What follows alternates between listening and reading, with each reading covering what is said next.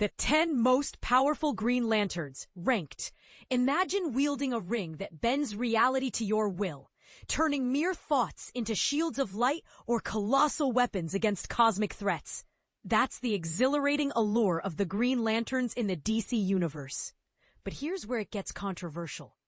Is their power truly limitless, or does it hinge on something as unpredictable as human or alien imagination?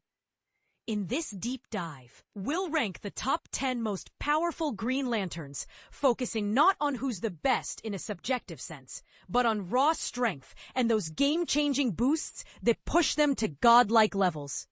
And this is the part most people miss. Even without the official Green Lantern Corps, some wielders tap into alternate sources that make them absolute force multipliers.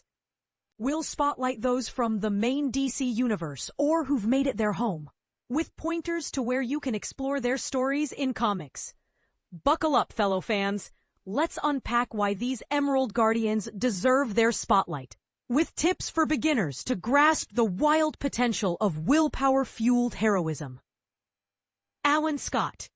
Kicking off our list is Alan Scott, the trailblazer who ignited the Green Lantern legacy back in 1940's All-American Comics number 16. Unlike his core counterparts, Alan's ring and lantern hail from a mysterious meteor crash, later retconned as modified gear from a renegade lantern. Imagine finding a cosmic artifact that grants superpowers but requires a workaround for something as ordinary as wood. As a skilled engineer-turned-hero, he famously saved a runaway train from plunging off a bridge, launching his solo adventures in Gotham City. Alan wasn't just a lone wolf. He co-founded the Justice Society of America. Check out more on their members here. https://www.next.great.era, along with these important influences in the comics.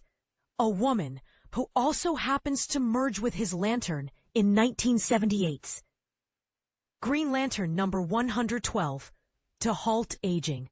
As seen in All-Star Squadron Annual number 3, this fusion boosted his durability and longevity, making him a master strategist who led multiple teams.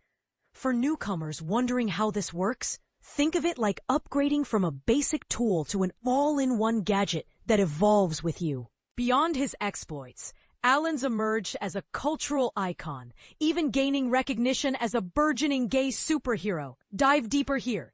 https://www.slashfilm.com/521468 Original Green Lantern Alan Scott DC Comics Newly Gay Superhero.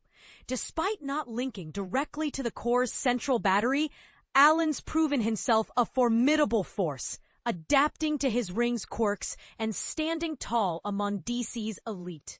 Proof that innovation trumps conformity in the superhero game. Jessica Cruz. Next up, let's shine a light on Jessica Cruz, a fresh face introduced in 2013's Green Lantern number 20, who brings emotional depth to the mythos. After a harrowing incident claimed her friends' lives, Jessica grappled with overwhelming trauma and guilt, unknowingly becoming a vessel for the Ring of Volthoom, a fear-manipulating artifact from the twisted Earth 3 universe. This ring siphoned her life force, but with the Justice League's aid, she shattered it in a triumphant show of overcoming inner demons, earning her a standard Green Lantern ring right away. It's a powerful lesson for beginners. Willpower isn't just about strength. It's about conquering personal fears to wield cosmic energy effectively. Jessica's ring retains echoes of Volthoom, connecting her to the Travel Lantern, the blueprint for batteries across other Lantern Corps. This allows her interdimensional and time-traveling feats, setting her apart as uniquely versatile. Picture hopping through timelines or battling across realities. It's like having a multiversal passport. As a beloved fan favorite, she starred in DC animations like My Adventures with Green Lantern, proving that vulnerability can fuel heroism. But here's the twist. Could her fear-based origins make her a wild card, potentially corrupting her willpower? It's a debate worth pondering. Does embracing darkness enhance power, or does it always lead to downfall? Guy Gardner. Not all Green Lanterns are stoic strategists. Enter Guy Gardner, the hot-headed brawler who debuted in 1968's Green Lantern number 59 as Hal Jordan's backup. While willpower is key, Guy proves that a fiery temper can pack a punch. Often charging into fights with reckless abandon, he's served on teams like the hilariously chaotic Justice League International. More on that here. https://film.com/192346 James Gunn DC Universe Justice League International adaptation. And despite his abrasive style, he's skilled at training recruits and executing secret ops. For those new to DC, think of Guy as the rebellious teammate who gets results, like a drill sergeant with superpowers. Guy's ring mastery shines when he temporarily takes down heavy hitters like Dr. Manhattan, showcasing his raw power. He's even wielded Sinestro Core Fear and Red Lantern Rage Rings, amplifying his abilities into rage-fueled fury. Once a comic relief character, Guy's evolved into a powerhouse.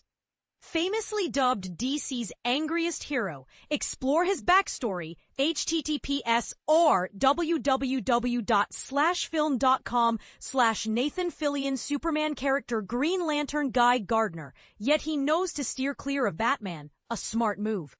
This raises an intriguing point. Is brute force and emotion a strength or a flaw? And this is the part most people miss. Guy's adaptability across core hints at a universal truth. Flexibility in power sources could redefine heroism. What do you think? Is Guy's aggression an asset or a liability in saving the universe? Sinestro. Sinestro, the fallen hero who embodies the thin line between justice and tyranny. Originally one of the Corps' brightest stars, Sinestro's corruption began when Hal Jordan exposed his tyrannical rule over Corrigar, leading to his expulsion and exile to the antimatter universe. There, he forged the fear-powered ring, becoming Hal's arch-nemesis and a supervillain staple. As a tactical genius, he orchestrated plots like Hal's possession by the Parallax entity, nearly wiping out the Corps. For beginners, envision Sinestro as a cautionary tale. Unchecked power can turn protectors into predators. Even as a lantern, Sinestro taught Hal advanced ring techniques he's used ever since.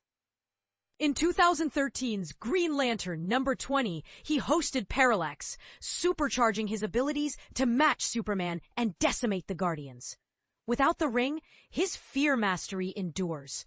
Sinestro's one of DC's top villains and deserves better screen time than a forgettable post-credits tease here. https://film.com/190584 worst post-credit scenes. But here's where it gets controversial. Could Sinestro's fear-based empire actually bring order to chaos? Is fear a necessary evil for peace, or does it breed corruption?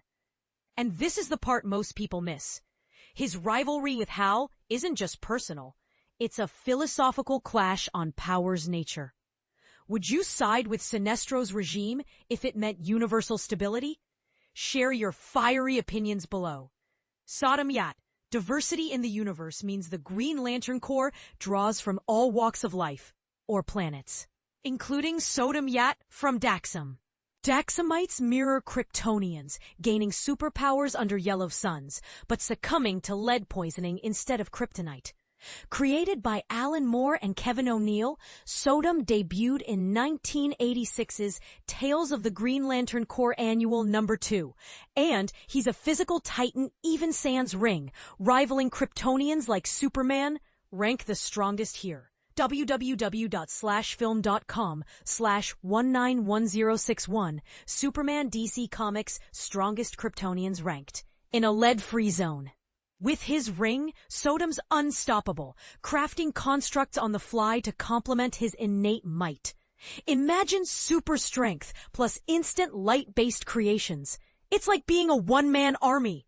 As a lesser-known hero, he's an underrated gem, proving that raw power doesn't need fame. For novices, this clarifies why physiology matters. Combined with willpower, it creates unbeatable synergy. But is Sodom's obscurity a missed opportunity? Could his Daxamite heritage make him a wild card in interplanetary politics? Mogo's size truly matters in the DC universe, and Mogo, the sentient planet introduced in 1985's Green Lantern number 188, takes it to galactic extremes. As the Corps' largest member, Mogo's more than a behemoth. His deep link to the central power battery lets him telepathically guide rings to new bearers and serve as a training hub. Initially shy, he's the intuitive glue holding the Corps together, with planet-sized constructs that scare off villains like Lobo. Mogo controls his gravity and environment to fend off invaders, acting as a living fortress. Think of him as a colossal ally, the ultimate home base that shits battles. This concept might baffle beginners at first, but it's like a planet as a superhero. Vast, unyielding, and capable of single-handedly altering war's course. Yet, is Mogo's isolation a strength or weakness? Does his scale make him too detached from the emotional side of heroism? John Stewart, rounding out the Earth-based lanterns, is John Stewart, a Marine-turned-architect who joined in 1971's Green Lantern, number 87. His professional background shapes precise, intricate constructs, like engineering marvels from willpower. In Green Lantern Mosaic, he briefly became a mortal guardian, wielding cosmic insight. He's also harnessed Indigo Tribe energy and Black Lantern power to destroy a rogue Mogo. John's cool demeanor makes him Justice League's go-to lantern, blending tactics with ring upgrades. As the star of the DC animated universe, watch and order here, https://fang.com/174910 DC Animated Universe Correct Order Watch. With Aaron Pierre poised to shine in Gunn's DCU, first look here, https://film.com/180913, Lantern's first look image, Kyle Chandler, Aaron Pierre, DC Hal Jordan. For beginners, John's like a calculated leader, willpower as a tool for strategy. But does his seriousness overshadow flair? Is balance between emotion and logic key to true power? Ganthet, among the aloof Guardians, Ganthet stands out for his empathy, debuting in 1992's Green Lantern, Ganthet's Tale. Surviving Parallax's massacre, he recruited Kyle Rayner and rebuilt the Corps. In dire times like 2010's Blackest Night number 6, he crafted his own ring, retaining omnipotence while channeling it. Without the ring, Ganthet reshapes reality, even resurrecting Hal Jordan. With wife Sade, he founded the Blue Lantern Corps in 2008's Green Lantern number 25. This 24-hour lantern stint cements his cosmic might. Beginners, picture Guardians as godlike beings. Ganthet's the relatable one, bridging empathy and power. Yet, does his emotion make him vulnerable? Could the Guardians' detachment be a flaw in a diverse universe? Kyle Rayner. Kyle stepped up during the Corps' nadir, inducted in 1994's Green Lantern number 48 as its sole survivor. He resurrected Hal, rebuilt the Corps, and gained boosts like Ion, pure willpower incarnate, rewriting reality, and White Lantern, controlling life and all energies. His upgrades elevate him to demigod status, far beyond standard rings. For newcomers, it's like evolving from hero to cosmic entity. But is this pinnacle sustainable? Does embracing such power risk corruption, like Hal's Parallax phase? Hal Jordan, finally the Paragon. Hal Jordan, Earth's first lantern from 1959's Showcase number 22. As a test pilot, he replaced a fallen comrade, becoming a Corps' legend against universe-spanning foes. Though Parallax nearly destroyed everything, Cal returned stronger. Upgrades include Parallax's time-space control and bonding with the Spectre for divine vengeance. He even survived the 2011 film's flop. Insights here. /film.com/1867942. Green Lantern director Ryan Reynolds save movie skipped. Hal's the ultimate example. Heroism's highs and lows. But here's the controversy. Is Hal's redemption a testament to willpower, or does it highlight its fragility? And this is the part most people miss. Could villains redeem as heroes do? What defines true power in your eyes? Unyielding will or moral fortitude? Drop your thoughts in the comments. Let's debate if Sinestro could ever switch sides, or if willpower has hidden weaknesses.